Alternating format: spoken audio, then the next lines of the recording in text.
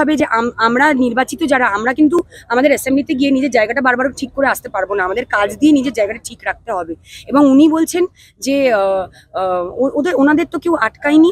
উনি 2-3 দিন আগেই এরকম টুইট করেছিলেন যে ওনাদের কেউ আটকায়নি নিজের অ্যাসেম্বলির মানুষের জন্য কাজ করার। মাননীয় রাজ্যপালকে আমরা এটাই জিজ্ঞাসা করতে চাই যে দয়া করে আপনি বলে দিন যে অ্যাসেম্বলিতে কোনো রাস্তার কাজ যদি আমি করতে চাই বা কোনো জলের লাইনের কাজ করতে চাই বা কোনো রকম আমি মানুষের জন্য ওখানে কোনো প্রোডাক্টিভ কিছু করতে চাই, সেটা আমি কিভাবে সই সাবুত না করে, কোনো চিঠি না করে, কোনো প্রপোজাল লেটার না করে আমি কিভাবে সেটা করতে পারি। আর উনি বলছেন যে শুধু ওরা অ্যাসেম্বলিতে বসতে পারবেন না। কেন বসতে পারবো না? আর মাননীয় রাজ্যপালই কে একজন নির্বাচিত প্রতিনিধিকে আটকানোর? এটা আমার অধিকার, এটা আমার মানে আমি এটা অর্জন করেছি, আমি নির্বাচিত হয়েছি মানুষের। কাজ করতে হচ্ছে, খুব দুঃখের সঙ্গে জানাচ্ছি যে আজকে যখন আমরা ডাক পাচ্ছি তখন অলরেডি 3 সপ্তাহ অতিক্রান্ত হয়ে গেছে। এটা কেন?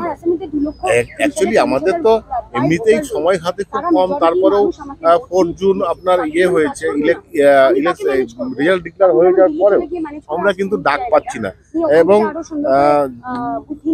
ডাক পেলাম অনেক দেরিতে। দুটো তো আমরা মেম্বার, তো সেখানটায় দাঁড়িয়ে দেখুন যে এত বড় লোকসভা নির্বাচন হলো গোটা দেশে, সেই জায়গায় দাঁড়িয়ে যেখানে আমরা দেখতে পেলাম যে মাননীয় প্রোটেম স্পিকার নিয়োগ করে সেখানে লোকসভায় দাঁড়িয়ে ওথ দেওয়া হলো সবাইকে, এবং বড় বড় যারা প্রধানমন্ত্রী সহ বিরোধী দলনেতা রাহুল গান্ধী সহ সমস্ত দলীয় যারা জিতেছেন তাদেরকে ওথ, নাহলে যেটা পরম্পরা হয়ে চলে আসে। বারবার আপনাদের মাধ্যমে এটা জানিয়েছি যে এটা এই নজিরবিহীন ঘটনা কেন আমাদের পশ্চিমবাংলা বিধানসভায় কেন ঘটবে, আমরা কেন ওথ নেব না? কারণটা হচ্ছে আমাদের কাজ করতে হবে বিধানসভায়, আমাদের সমস্ত ডকুমেন্টস যা আছে সব বিধানসভায়। তো এখানে তো যেটা হয় প্রথাগতভাবে যে এখানে গভর্নর নিজে হয় এসে ওথ নিত বা হয়তো কাউকে দায়িত্ব দিয়ে দিতেন যে আপনি ওথটা নিয়ে নিন আমার তরফ থেকে। তো সেটা কেন অন্যথায় হবে? এখানে কি অভিসন্ধিটা কি আমরা কিছু বুঝতে পারছি না।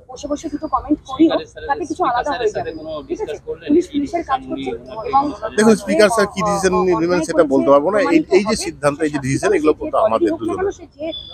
আমরা চাইছি যে আমরা ওথটা এখানে ট্র্যাডিশনাল ভাবে আমরা নিই, কারণ এই যে ঐতিহাসিক একটা মুহূর্তের আমরা হব, মানে সময়ের একটা সাক্ষী থাকবে, সেই সাক্ষী আমরাও থাকতে চাইছি। দেখি আমরা ধৈর্য চুটি হওয়াতে নিয়ে